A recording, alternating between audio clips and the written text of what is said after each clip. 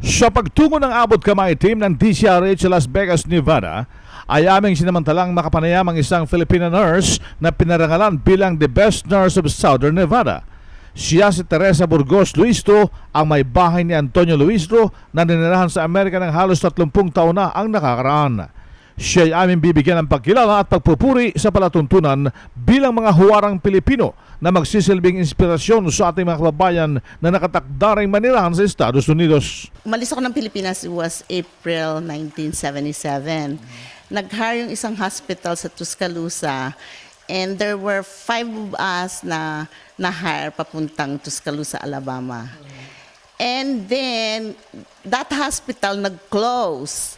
Kaya umalis ako ng Tuscaloosa, lumipat ako ng California kasi wala nga ako relatives in the States. Pumunta lang ako rito, wala akong kakilala, wala akong ano. Ilang taong ka nun?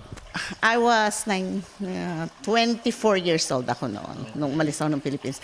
I graduated 1975. I was 22 years old, tapos nga, 24. Nagtrabaho ako sa Pilipinas about 2 years, tapos I came here in the States, 1977. Tapos, unfortunately, nagsarado yung hospital na laid off kami lahat na hinar na sa galing Pilipinas. Meron akong auntie sa California. Sabi ko sa kanila, I'm gonna move there. Sabi kong gano'n kasi unfortunately nagsarado itong hospital. Tapos I have to take boards exam. Hindi pa kami nakaka-take ng board exam. Kaya lumipat ako ng California.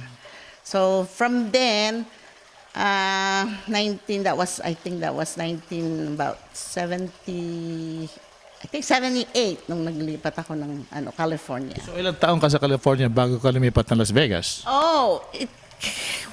Muna, from California, lumipat ako kami ng Arizona, Phoenix muna kami ni Tony. Yeah, marami akong napuntahan muna sa Phoenix. Sandali.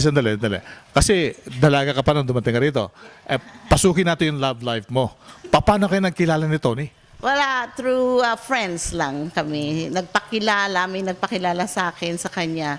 Kaya doon kami nagkakilala. And then, nag-elope kami from from California. We headed towards Arizona because meron siyang relatives sa Arizona.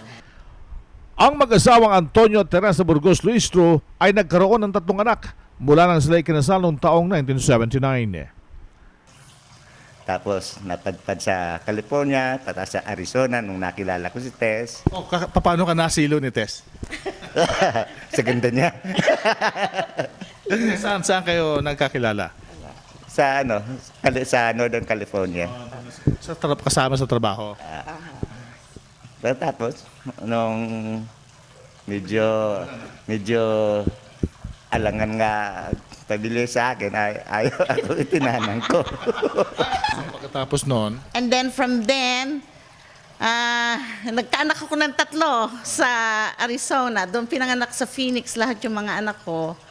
And then from that time on, I think that was 1983, we went back to the Philippines, kaming dalawa.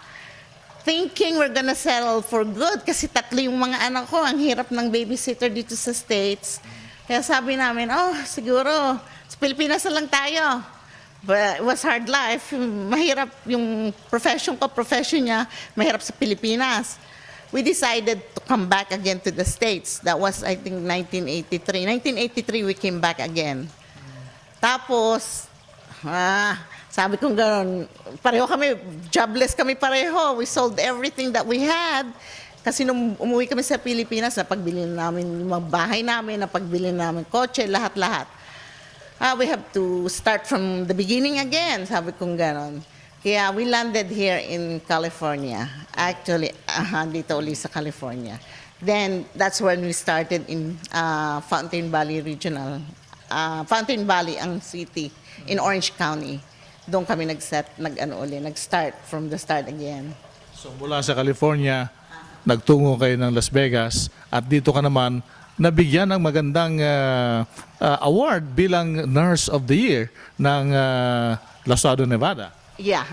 Ano naging feeling mo nung mabiglang bigyan ka ng parangal na ganon? Oh, I was so excited. I wasn't expecting it kasi it's a long shot.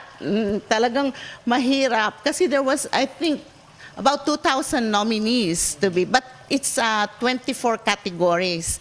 Ang nakuha kong award is Pediatric Critical Care ng Nurse of the Year. Kasi 24 categories yun, yung iba-iba.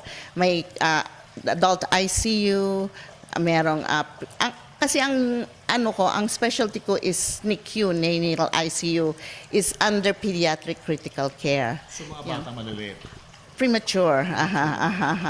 And that's March of Dimes, yun ang nag-sponsor nitong Nurse of the Year na ito. Every year, they have this March of Dimes award night na they hold it at Caesar's Palace. It's a big event. But it's a fundraising too. Kaya ang mga nila is they just give you a plaque, for winning this award, this prestigious awards. Yung mga bata naman, kumusta naman? Lahat sila mabuting kalagayan. May kanya-kanyang trabaho. Yung iba may pamilya na. Kaya ngayon nagkaroon ng 2 apo. Yan ang pinag-aabalahan ko ngayon dahil ako ang walang trabaho. Ako ang retired. Ako ang nagbe-babysit. Pag pagod ako, dinadala ko na sa babysitter nila. Christmas season, sapagkat ikukumpara ko ang kahalagahan nitong Pasko sa ating bansa. Ano sa palagay ninyo ang kaibahan ng pagdiriwang ng Pasko sa Amerika nang wala ang ibang mga pamilya? Mas maganda ang Pasko sa Pilipinas kasi ang spirit of Christmas sa Pilipinas is talagang sagad. Hindi tulad dito.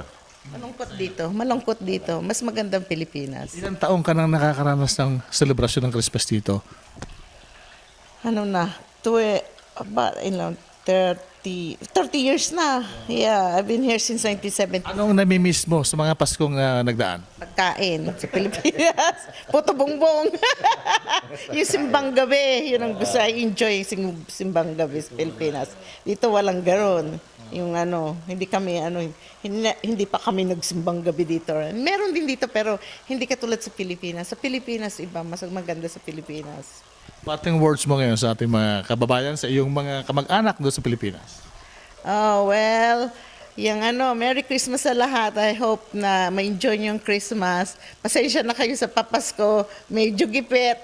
Kaya konti lang. At saka, I hope na siguro magsama-sama ulit tayo pagka gusto ko uling makauwi ng Pilipinas, magkita-kita lahat. At saka mga anak ko gusto kong dalahin, lahat sila.